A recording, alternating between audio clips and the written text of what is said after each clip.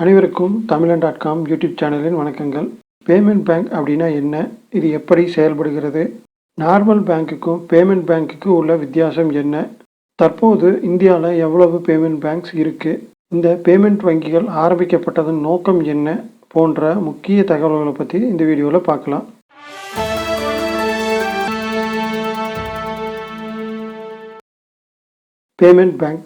Payment bank ஆரம்பிக்கிறதுக்கு licence பெற்ற companies அவங்களுடைய கஸ்டமர்கிட்ட இருந்து ஆரம்பத்தில் ஒரு நபருக்கு 1 லட்சம் ரூபாய் வரை டெபாசிட் பெற்றுக்கொள்ளலாம்.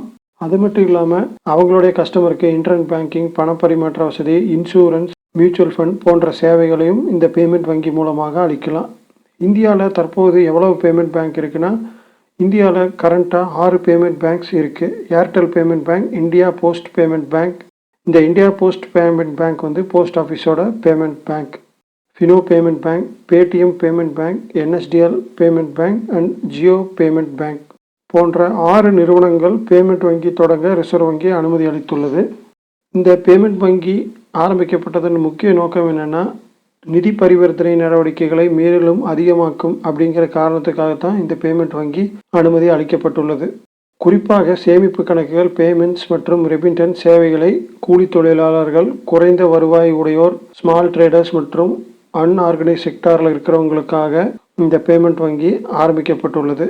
இந்த பேமெண்ட் வங்கியில் டெபிட் மற்றும் கிரெடிட் கார்டு கிடைக்குமா அப்படின்னா, கிரெடிட் கார்டு இந்த பேமெண்ட் வங்கி மூலமாக பெற முடியாது. ஆனால் பேமெண்ட் வங்கி மூலமாக ஏடிஎம், டெபிட் கார்டுகள் பெற முடியும். வழக்கமான வங்கி மேலும் அதிகமான நிதி வருவதையும், கிராமப்புறங்களில் உள்ளவர்களுக்கு வங்கி சேவை கிடைக்கவும் இது போன்ற பேமெண்ட் பேங்க்ஸ் ரொம்பவே யூஸ்ஃபுல்லாக இருக்குது.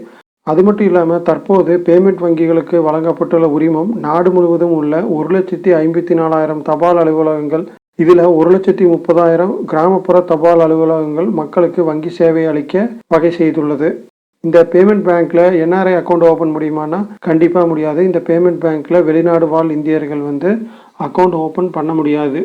அதே மாதிரி இந்த பேமெண்ட் பேங்க் மூலிமா லோன் கிடைக்குமானா, பேமெண்ட் பேங்க் மூலிமா லோன் எதுவும் கிடைக்காது. ரிசர்வ் வங்கியோட விதிமுறைகள் லோன் போன்ற சேவைகள் அளிக்க அனுமதிக்கவில்லை. உங்களுக்கு லோன் வேணும் அப்படின்னா நார்மல் பேங்க்கு தான் போகணும். இந்த பேமெண்ட் பேங்க்கில் உங்களுக்கு லோன் போன்ற சர்வீஸ் இந்த பேமெண்ட் பேங்க்கில் கிடைக்காது. அதே மாதிரி இந்த பேமெண்ட் பேங்க்ஸுக்கு குறை தீர்ப்பு, அதாவது கஸ்டமர் சப்போர்ட், கஸ்டமர் கேர் இருக்கானா நிச்சயம் உண்டு. பேமெண்ட் வங்கி வாடிக்கையாளர்கள் தெரிவிக்கும் புகார் மற்றும் குறைகளை உயர் அதிகாரம் கொண்ட வாடிக்கையாளர் குறை தீர்ப்பு அமைப்பும் செயல்பட்டு வருகிறது. பொதுவாக ஏற்றுக்கொள்ளப்பட்ட விதிமுறைகள் மற்றும் தரத்தை ஒட்டி இந்த வங்கிகள் செயல்படுவதோடு பேமெண்ட் வங்கிகள் செயல்பாடுகள் அனைத்தும் முற்றிலும் ரிசர்வ் வங்கியின் கட்டுப்பாட்டுக்கு உட்பட்டு இருக்கும். அதே மாதிரி இந்த பேமெண்ட் பேங்க் ஆரம்பிக்கப்பட்டதன் முக்கிய நோக்கம் என்னென்னா, கிராமப்புறத்தில் உள்ள அனைவரும் வங்கி சேவையை பயன்படுத்தணும். அதே மாதிரி ஸ்மால் ட்ரேடர்ஸ், அன்ஆர்கனைஸ் செக்டாரில் ஒர்க் பண்ணுறவங்க போன்றவங்க அனைத்துமே அவங்களையும் இந்த வங்கி கட்டமைப்போடு இணைக்கணும் அப்படிங்கிற ஒரு நோக்கத்துக்காகத்தான் இந்த பேமெண்ட் பேங்க் ஆரம்பிக்கப்பட்டுள்ளது. குறிப்பாக இந்த போஸ்டல் பேமெண்ட் பேங்க் மூலிமா லாஸ்ட் மைல் வரைக்கும் உங்களுக்கு இந்த வங்கி சேவை கிடைக்கிறத இந்த பேமெண்ட் வங்கி உறுதி செய்துள்ளது. இந்த வீடியோ மூலிமா பேமெண்ட் பேங்க்னா என்ன, அதன் பயன்கள் என்ன போன்ற தகவலை பற்றி தெரிஞ்சிட்டிங்களா? மீண்டும் அடுத்த வீடியோவில் சந்திக்கிறேன். நன்றி. இந்த வீடியோ உங்களுக்கு பிடிச்சிருக்கா? இந்த வீடியோ பிடிச்சிருந்தா லைக் பண்ணுங்கள், கமெண்ட் பண்ணுங்கள், ஃப்ரெண்ட்ஸோடய ஷேர் பண்ணுங்கள். நீங்கள் இன்னும் நம்ம சேனலை சோஷியல் மீடியாவில் ஃபாலோ பண்ணலைன்னா ஃபாலோ பண்ணிக்கங்க.